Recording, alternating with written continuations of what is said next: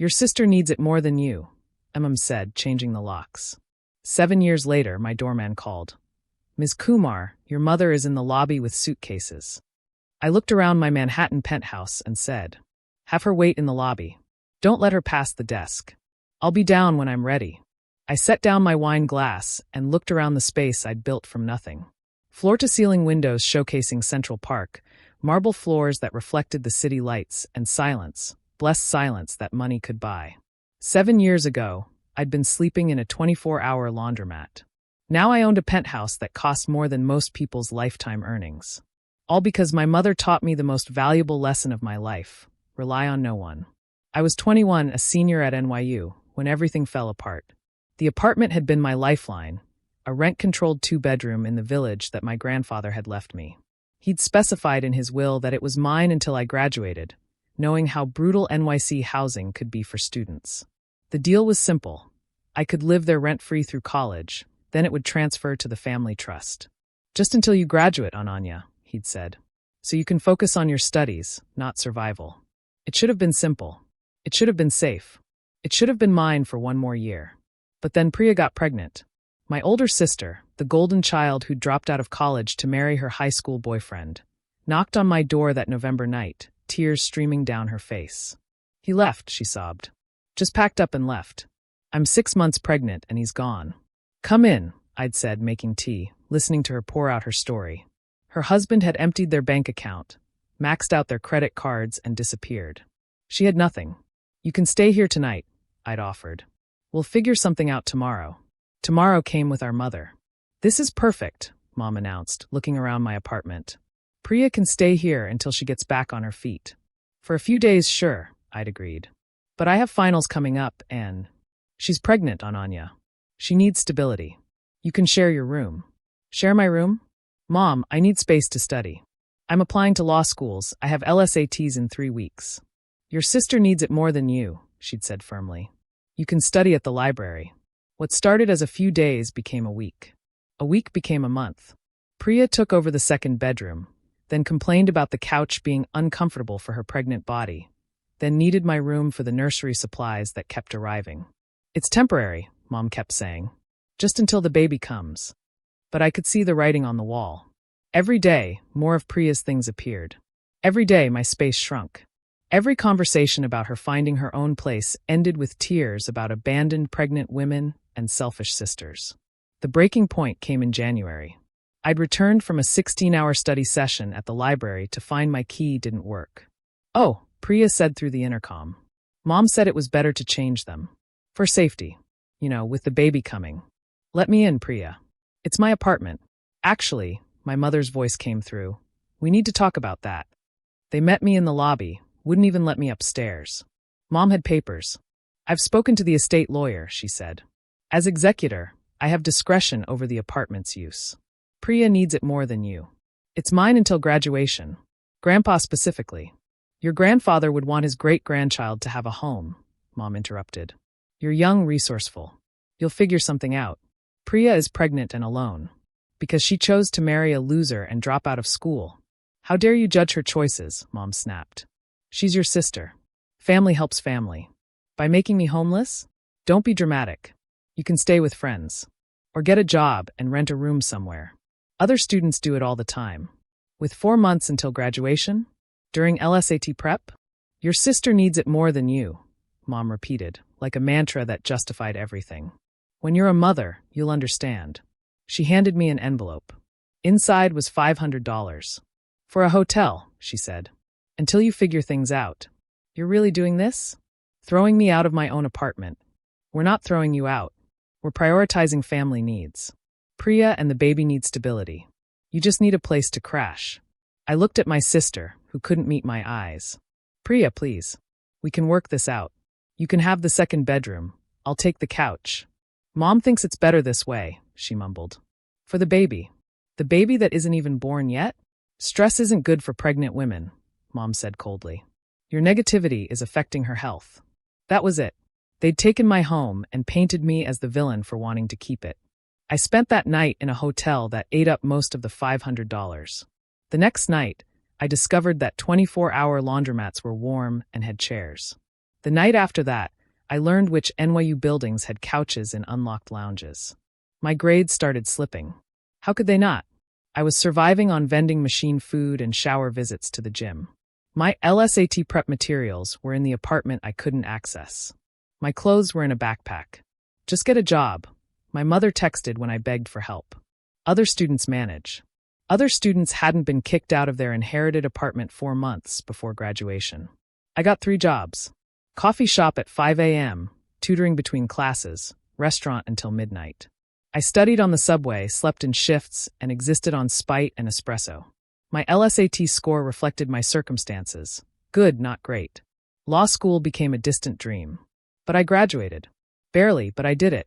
Graduation day, I didn't invite them. What was the point? I'd learned their lesson too well. I was on my own. Without law school options, I took the only job that would hire someone with a political science degree in desperation. Entry-level analyst at a boutique investment firm. The pay was terrible, but they didn't care that my interview suit came from Goodwill or that I listed a friend's couch as my address. What they did care about was that I worked harder than anyone else. First in, last out. I learned everything: markets, analysis, trading, coding. While my peers went to happy hour, I went to the public library to teach myself financial modeling. You have a gift, my boss said after I'd identified an undervalued biotech that returned 400%. Ever consider getting your CFA? Can't afford it. The firm will pay if you pass. I passed. All 3 levels, first try. Then I started making moves.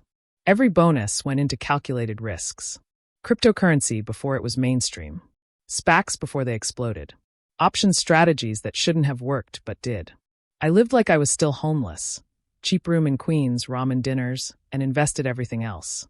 By 25, I had my first million. By 27, I'd started my own fund. By 28, I owned the penthouse I now stood in. And somewhere along the way, Priya's life had fallen apart. The baby daddy returned when he heard about the apartment, convinced her to add him to the lease, then left again with a new girlfriend. Priya couldn't afford the maintenance fees. Mom couldn't help. She'd retired early, banking on living with Priya. The apartment, my apartment, went into foreclosure. They lost it for a fraction of its value. Which brought us to tonight. I took the private elevator down, each floor a reminder of how far I'd climbed. The lobby was all marble and gold, the kind of place that whispered money in subtle tones. My mother sat on one of the velvet benches, 2 suitcases beside her. She looked older, smaller, worn down by choices that had seemed so right at the time. Ananya, she stood when she saw me. Thank you for. Ms. Kumar, I corrected. Building management knows me as Ms. Kumar. Her face fell. I didn't know where else to go. What happened to Priya? Isn't she the one who needed stability? She's staying with her boyfriend's family. There's no room for me. And the apartment? Gone. You know it's gone. Tears rolled down her cheeks. We lost everything. You lost everything. I lost it 7 years ago when you changed the locks. I was trying to help your sister. By destroying my life? Do you know where I slept after you threw me out? Laundromats. Study lounges. The subway when security did rounds. I didn't know. Because you didn't care. You had decided Priya needed it more. And that was that. My education, my health, my future. None of it mattered as much as her comfort. She was pregnant. And I was 4 months from graduating. From taking the bar. From starting my life. But you couldn't see past her belly to my dreams. She slumped back onto the bench. I made a mistake. No. You made a choice. You chose her over me, dramatically and publicly. You changed the locks on my inheritance because you decided my needs were negotiable. So what now? She asked quietly. Are you going to leave me on the street like I left you? I looked at her, really looked at her. The woman who'd taught me that family meant sacrifice, just not hers. No, I said finally. I'm not you. Hope flickered in her eyes. There's a shelter 2 blocks east. They have a waiting list, but I donate significantly, so I can get you a bed tonight. Tomorrow, social services can help you find transitional housing. A shelter? She was aghast. I'm your mother. And I was your daughter. That didn't stop you from making me homeless at 21. That was different. Because I was young. Because I was resourceful. Because Priya's needs were more photogenic than mine. I can't go to a shelter, she whispered. I couldn't go home. We all adapt. Ananya, please. I have nowhere else. Neither did I. And you told me to figure it out. So I did. I figured out how to survive without family, how to build without support, how to succeed without a safety net. Now it's your turn. I pulled out my phone, made a call. Martha? It's Ms. Kumar. I need a favor at the women's shelter. Yes, tonight. 1 bed, 2 weeks guaranteed. Thank you. 2 weeks. That's 13 more nights than you gave me. Be grateful. What happened to you? She asked, echoing a question from a lifetime ago. You used to be so caring. I used to have a home. You took it and gave it to someone you deemed more worthy. Well, congratulations. You created someone who learned your lessons perfectly.